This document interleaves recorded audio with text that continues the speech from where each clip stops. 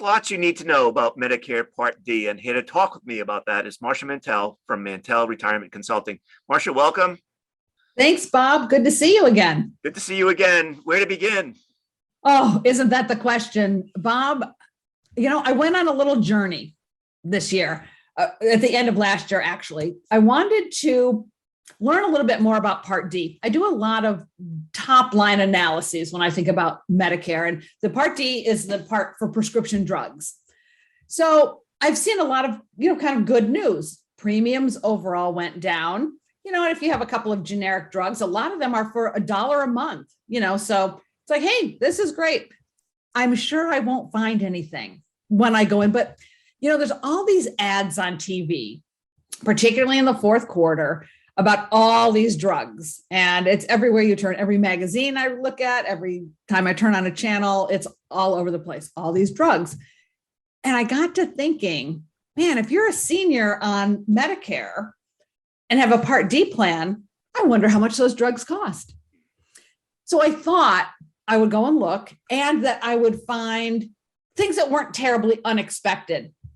They're not going to be $1 a month, and they'd be some number of hundreds of dollars a month for these various specialty or designer drugs, because I really have no idea. But what I know is, as a consumer in a consumer-driven healthcare arrangement, which we now all are in, whether we know it or not, we all have to be responsible for figuring this stuff out. And Medicare has this great tool. They used to call it the Plan Finder. Now they call it Find Plans, but nevertheless, it's a tool. And you can get all these drugs, you can take a look at the price. And I was so shocked, and I was so mad at the end of the analysis that I kind of didn't know what to say. So I had to put my thoughts down on the page, and that's the result are these 3 articles. Because it was so long, I broke them into 3 parts, because it's stunning what we don't know as we're entering Medicare about our own drugs. So what did you learn? I learned that it's really good that I was doing this way before I turned 65. That's a big learning. Let me break it out in a couple of parts. So the first thing, I did have a pretty good basic knowledge of how the Part D plans work and how much things cost. And I know generic drugs cost $1 a month.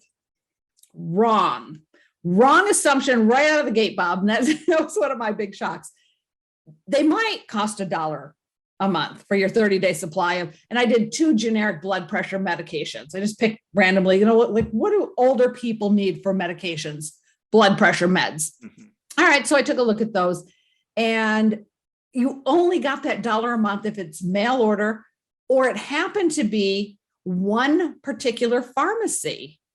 Now, everything's by zip code. So I actually looked at my own, where my office is in Plymouth, Massachusetts. So I looked at the zip code for Plymouth. I had, I forget the numbers. I think it was 17 different pharmacies I could choose from within a 10-mile radius, 150 pharmacies, Bob, within a 25-mile radius. Who needs that? Who on earth could siphon through all that?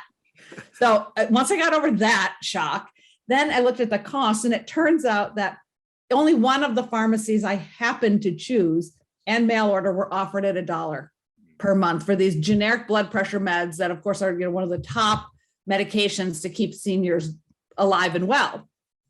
And I want to look and see. The numbers were pretty stunning. Oh, here they are. So within the 21 Part D plans that I had just in my zip code, the generic drugs, you could pay $17 a year for blood pressure med number 2, or $372. So what this showed me right out of the gate, not what I expected, was you have to go deep into the tool to figure out what's going on. Because once you see a result, you would put in your particular drug and dosage, and then you see a premium $7 a month, $7.40 in my case. And if you saw a price of $372, you might say, that's really unfortunate. It seems a little high, but all right, that's not terrible. But you didn't know it's $12 a year. if you only knew your pharmacy was not preferred, that it's an out-of-network pharmacy or it's a standard in-network rather than a preferred in-network. Right. So I want to be fair to the tool and say there are sentences in the tool that would say you might want to consider another pharmacy, or you might want to look at a range of pharmacies, but nothing in there is this bright neon light, flashing at you like, oh my goodness, make sure you're shopping pharmacies. Yeah. And all I could think back on is we expect our 85-year-olds to do this every year. Because you have to remember what got me going on Part D at the end of last year. That's the open enrollment period, the annual open enrollment period where everyone on Medicare is supposed to be reshopping their drugs to make sure nothing changed. Well, what I came away with is absolutely everything changes. Yeah. Only you won't know it. There's no way for a consumer, and certainly an older consumer, to know that, and again, nothing against any of these companies or the drugs that I profiled. They just happen to be the ones that were top of mind. My drugstore down the street here is CVS. So I put CVS in as a choice. Stop and Shop, one of our grocery stores, took a look at the grocery store. Walgreens, competitor of CVS. You would have no idea which ones were preferred or not preferred and what the cost differential was. So as I went through the analysis, I was looking for consistency. And there's absolutely none. I thought, okay, if you could get a generic drug at $1, so BP1, as I called it, not Bob Powell one, but blood pressure one, then it's $1. So anytime I did anything, I could at least find one pharmacy where it's $1 per month. Mm-hmm. Well, as soon as you add in a tier 5 drug, which in my case, I looked at Dupixent because I remembered it from the TV ads. As soon as that happened, the $1 went away for the generic. So you can't even consistently say, okay, my BP1 is going to be $1, but now let me see when I add Dupixent, how much will Dupixent be? It doesn't work that way.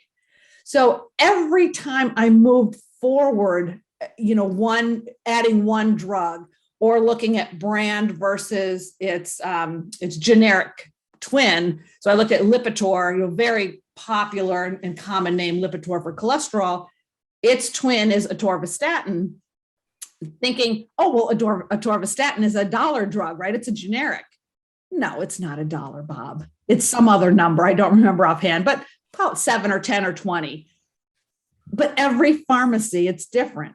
And said, oh, but at the preferred pharmacies, it'll be the cheapest. No, it's not. Sometimes it is, but a lot of times it's not. So I couldn't find any rule of thumb to say when you have generic meds, look for these things, or when it's a preferred pharmacy, you can always count on that to be the lowest, or mail order, always the lowest. Never. There's absolutely nothing consistent in the way drug manufacturers and pharmacies and the insurers, the Part D plans that offer Part D plans, absolutely no rhyme or reason for a consumer. There's complete opacity, in my opinion. You can't figure any of this stuff out. And it just happens because, well, my family would tell you I'm a pit bull. Once I get a bone and I want to know this stuff, it's constantly digging for the next layer of information. And it was really shocking. And it really is, because it's none of the things I thought. I thought I'd see some of these, designer drugs, big $10,000, $20,000, $30,000. That did not surprise me. They are. The highest one in my little analysis is $85,000 a year. If you don't know where to get it, that's not actually a surprise. I'm disappointed it's that expensive, but not a surprise. It was all this other stuff that the price of a drug could change just because you added another drug in, or that I had 21 plans even to try to figure out. Not to mention there were 41 Medicare Advantage plans that carried these drugs. Right. So I think about my in-laws, bless their hearts, they're 97 and 98. Really, Bob?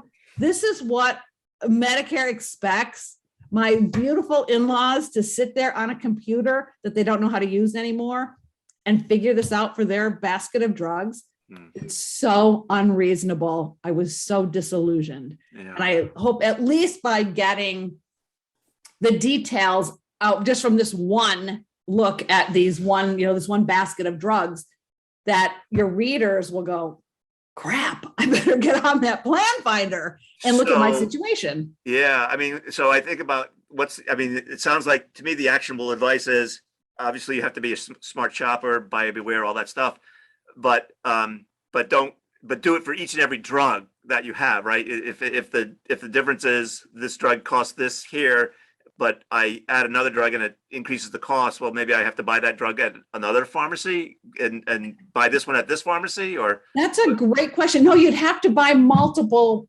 Part D plans because the Part D plan comes as a bundle. Like the one you're going to pick comes with a pharmacy. So you have to, but you need to use the compare tool or the compare option. You can do 5 pharmacies or 4 plus mail order. That's what I would recommend. Put in 4. And the other thing is print everything out because there's so much detail in the plan details behind this. You really do need to see it and lay it because you've got page upon page upon page. So lay it all out on your dining room table and try to discover with your particular basket of drugs, what are you up against? Mm. And then I think it is a really interesting idea. Like, let's say you have a low blood pressure med that before Medicare, you're paying $1 a month. And then you see because of some other drug you have, all of a sudden that's no longer going to be $1. Well, now, and this is hard for consumers, is it cheaper to use Good RX or Single Care for just the one of your drugs and buy it off of your Part D plan and then have your Part D plan pick up the higher and more expensive drugs? But now again, we're asking our oldest citizens to try to figure out what the heck the drug companies are doing. And I can assure you, they don't even know what they're doing. So this is not possible for people to, you can put information in a tool and you get the best you can, but that doesn't seem to be a viable option and way that we should be treating our oldest people. Right. And you mentioned just briefly for folks who have a Medicare Advantage plan with a prescription, with a PD plan, the problem is the same. It is absolutely the same. And there are some Medicare Advantage plans. I've worked with some individuals as this gets to be a little too much. And if they want to share their drugs with me, I'll do a quick run and see what I can find. And there's some Medicare Advantage plans that, don't cover one of their 5 drugs, for example. And so that kicks that Advantage plan out of their consideration. So it's this, everything is hidden. It's there, but it's not there. You can enter it into the tool, but you can't really see what's going on. Yeah. So when you have an expensive drug, the one thing I did come away with is if you are on a super expensive designer drug, or if you're having trouble affording your drugs, don't be shy. Get on the phone and call these insurance companies and see what can be done, if anything. So start with the Part D plan. If you already have a Part D plan, start with that insurer and see what can be done. And then just keep calling. You got to just be on this. It will take hours and days and it's frustrating and you get mad, but do it anyway, because it's the only way you're going to save any money. Well, Marcia, this has been a great expose uncovering something that I think very few people knew about, and we're grateful that you shared your knowledge and wisdom with our readers and viewers about this. Well, I hope they do, Bob, because I just feel like Debbie Downer today, but it is good to know before you're 65.